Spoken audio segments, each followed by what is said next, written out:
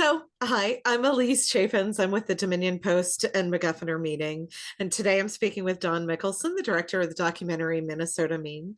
Thank you so much for being here today, Dawn. I appreciate it. Thank you for having me. Yeah. Can you just talk? What made you interested in this subject at all? Well, I Yeah, mean, it's hard not to be interested in Derby, but it's an that's fair. amazing sport, particularly as a filmmaker of documentary. It's got so many twists and turns, right? And action a go-go. But I will say what drew me in initially was that my friend Lisa started playing for the Minnesota Roller Derby and when she turned 40. Oh, And I was wow. like, what are you doing? You're going to hurt yourself. And she did hurt herself, but the team was there for her and in such a big way. And so I fell in love with this community that is both powerful and loves hitting their friends, but also, loves hanging out together and taking each other to doctor's appointments. Hmm. I just thought this is a great world. I want to spend a year in it. Yeah, for sure. One of the lines that really struck me as I was watching it was one of the players said that so many other sports feel like the little sisters. I think is what she said. It was like the little sisters to the men's sports, but roller derby was kind of its own thing. Yeah. Can you just talk about just, yeah, like the singularity of derby compared to, yeah, other sports? Oh, absolutely. I mean, it's an amazing thing because there are men's derby teams.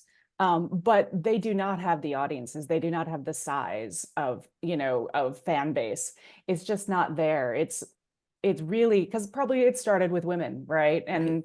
And so people are accustomed to that, but also there's something really counterculture and special about women who want to play a full contact sport.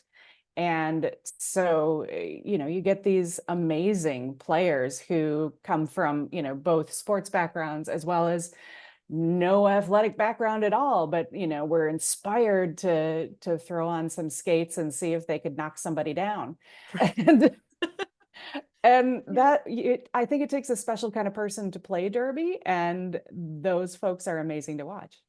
Yeah. Yeah, actually the counterculture kind of like goes into with my next question.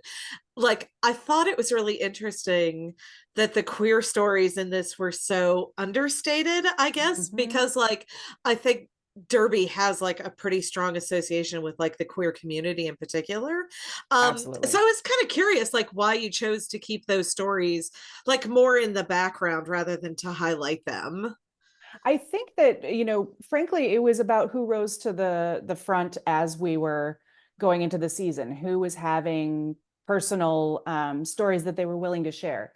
As a filmmaker, I'm a strong believer in participants being enthusiastically consensual. And Yeah, for sure. so if there's somebody who's like, I don't really want, I'm not going to talk them into being on camera. And so the stories that were coming forward this season there were a number of straight players. However, Mhm. there were a couple of primary players in this film that, smoke what is it? Smokeahanas, for example, is queer. Right. Oh, And we right, don't right. we don't play with their storyline because not much was happening in that department. And it's funny because actually as a documentary filmmaker, I started films in the queer community 25 years ago. And the storylines were all about coming out. The stories Hmm. were all about like, here I am, we're here, we're queer, get used to it. And it's been kind of nice as a queer filmmaker myself to um have the queer players not have a coming out story, not Mm. have to explain their identity at all if they don't choose to. And so, for example, Switch Please, who's a trans player, Right. she was like that. Yeah, yes, I'm trans, and I'm not, denying that in any way. But also, that's not my struggle. My Mm. struggle right now is sort of try to figure out how to fit in with this team that is new to me and how to play at this level when I was playing at a much lower level of derby. And so um there, it's interesting because after the film was done, then it was like all of a sudden a lot of conversations started happening around trans players in sports. And so, was that an opportunity lost? I'm not sure. Because Mm. again, it wasn't true to who Switch Please is, who at the end of the day is a female derby player. And Right. that's her story. So yeah, it is interesting because, again, as a queer person myself, I was Right. expecting more queer stories to come up, and for goodness sakes, there's a straight wedding in this film. You Yeah, know, exactly. I Yeah, did not plan that. It just kind of happened. Well, I mean, we knew it was going to happen, but also, it's the role it took in the film was more than I thought it would. yeah, it did. It was funny too. I think that was probably part of it for me is like, of Yeah, course there are, I mean, I know anytime I go to a like pride event around here, roller derby's part of it every yeah, time. Like they're always there, kind of like absolutely. out there. So yeah, so I did find that kind of amusing. I was like, oh, Yeah. street wedding, interesting. Okay. How is this happening? Yes. So it was But just no, he I mean it rose was to the interesting. surface. Yeah, it was interesting. Yeah, just to see. And I think that was one of the things too, is that like their identities outside of the team had so, I don't want to say nothing to do with like their identity in the team, but I thought it was just interesting that there was that the focus was more on the team and the sport Right. rather than, I guess, their lives outside or so, I don't Right. know. Like it was interesting. Yeah. Yeah, for Well, sure. and actually that was something that the players said early on that I appreciated was they were like, there have been films, primarily, more lower budget indie films that deal with Derby. And often those films, they don't the big focus is nurse on her during the day, Derby at night. Right. And they were done with that trope too. Hmm. And so I was like, yeah, no, let's focus on athleticism. That's what we're doing here. It's, y'all are a team, you're athletes. We'll show your life outside a bit to give context. But I was actually more interested in that kind of internal life. The thoughts that are going through their minds as they're playing, as they're making decisions, and how that relates to their athleticism, if that makes Hmm. sense. Yeah, for sure. So can you talk some just about the technical aspects of filming a Mhm. sports documentary, especially one as like in it as as roller derby? I will say we learned a lot, and boy, I could do an amazing series on on Derby, because it's a learning curve, particularly for the camera crew, of what to focus on. There's so much happening in Derby, and what is important. It's all important. So what is most important? Right. um, so there's that. There's also, it's a little dangerous. The cameras in Derby actually, you can film along the sides, but in the middle, still photographers and film cameras take turns going into the middle of the track and shooting. And so anytime you see a shot like that, it was our turn to Okay. be in the middle. But you can't do that unless you've had, a fair amount of experience shooting Derby. They won't let anybody into the middle of the track because at any point they could get hit by somebody, something, Right. so they really have to be conscious of the gameplay and what's happening. Conveniently, none of our camera operators or sound people were hit by anything. I will say I did yell a couple times to a sound guy. I was like, dude, like, you gotta move, when it was his first time shooting Derby. But yeah, you really have to be conscious of what's happening around you to shoot this sport, or maybe really have a long lens, which we did not. So Mm, we were up close. right, right. Yeah, I think that is it. And like how, especially, you're this is a championship kind of thing, I mean, these are people competing to win. Yeah, Mhm. like I would feel I guess that how do you deal with the tension of like staying out of the way Mhm. of them doing their job, I guess. I mean, yeah. Right. Well, I think that a lot of that is about, wireless microphones. Okay. you know Wireless microphones and being far enough away that they can just do their thing, Mhm. with a longish lens, but not super long. Right, right. I did, like at champs, we had the benefit of having access to the WFTDA's cameras, Mm. so all of their cameras, and I think they had 4 or 5 of them, just shooting the game, lockdown cameras, or cameras on tripods.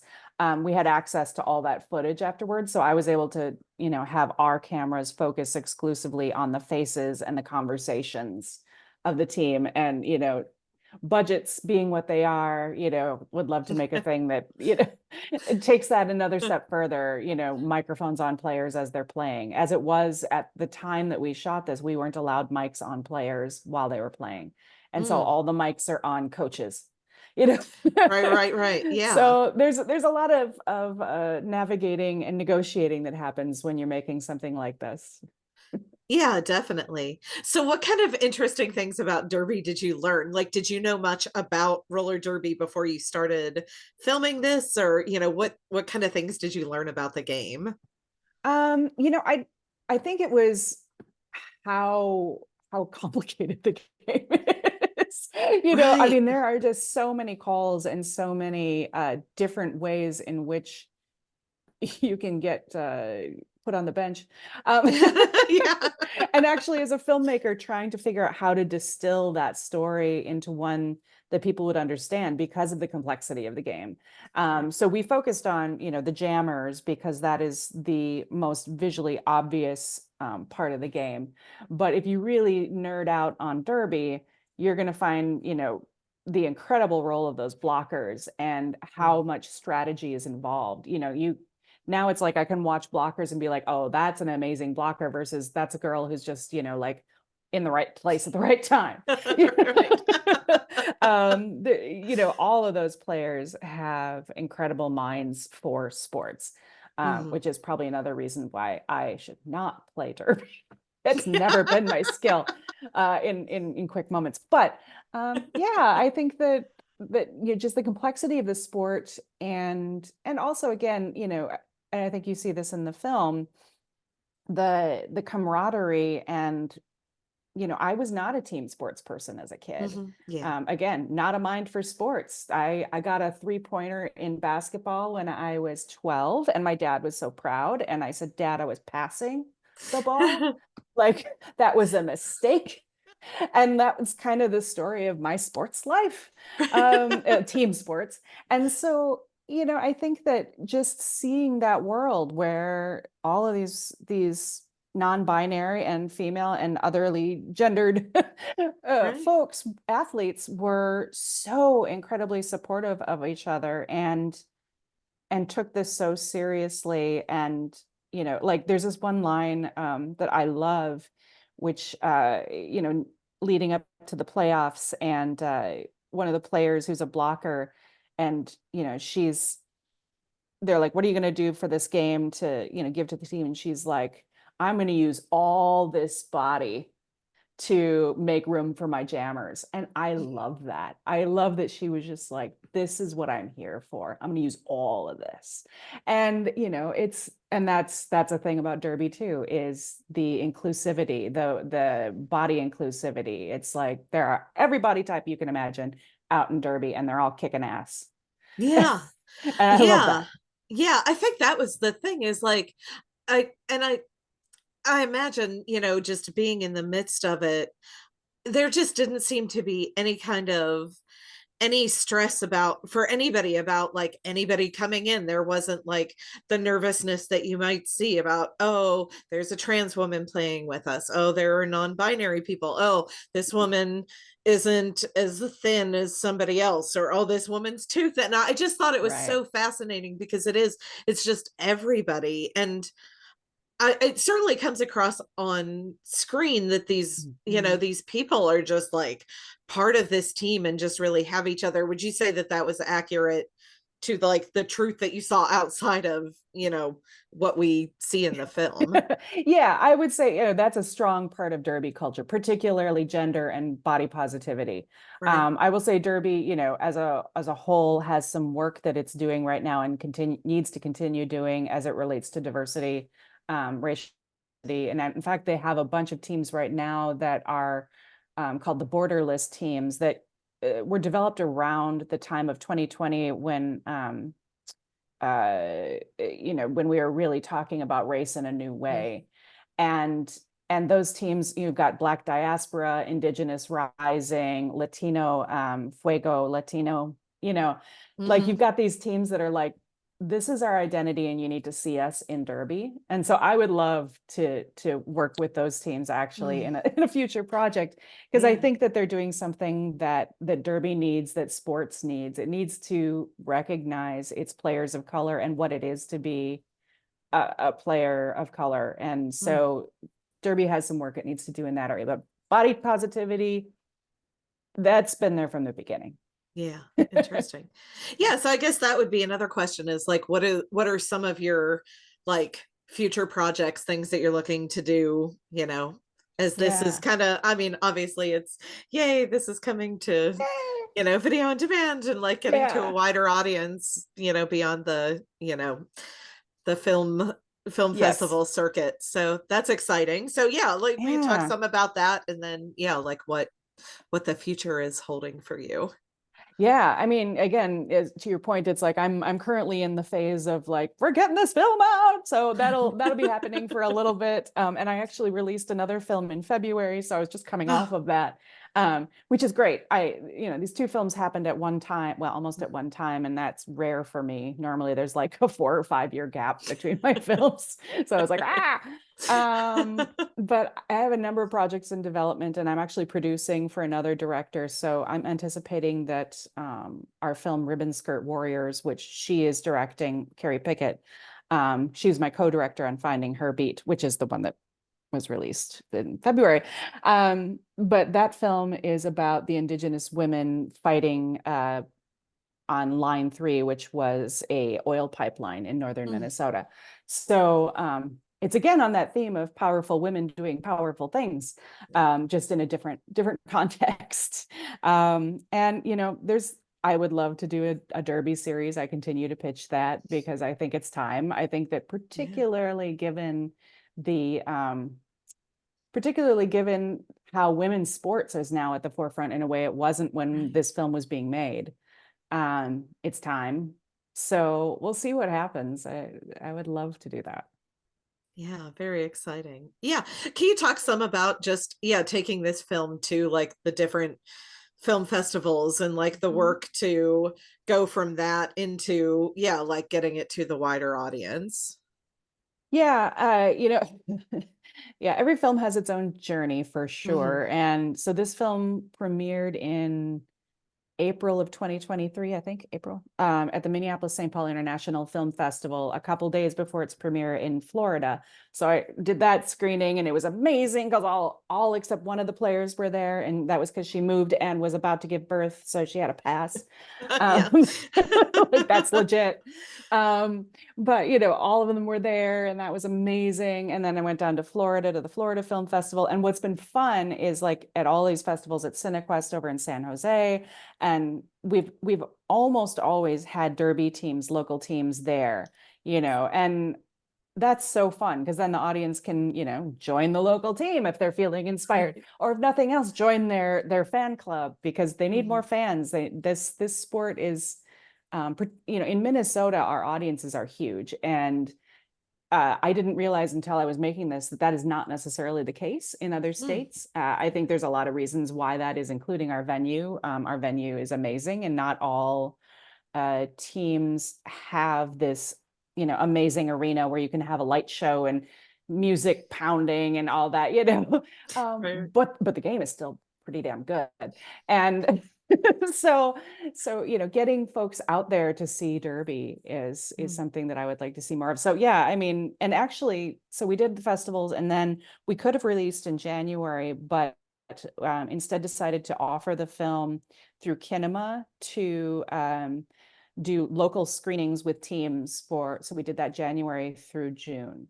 mm, So local teams could raise money for Derby because, they took a hit during COVID and right. they need some help, and we could do that. And so it Yeah. was really a cool way to be able to have that film tour and make an impact on the community. So Excellent. yeah, Yeah. Well, thank you so much again for just taking time to speak with me. It's a really fun film and thank you. yeah, I'm excited for to see it get to a wider audience. Well, So, thank you. yeah, awesome. Well, thank you so much, Dawn. Have a lovely day. You too. All right, thanks.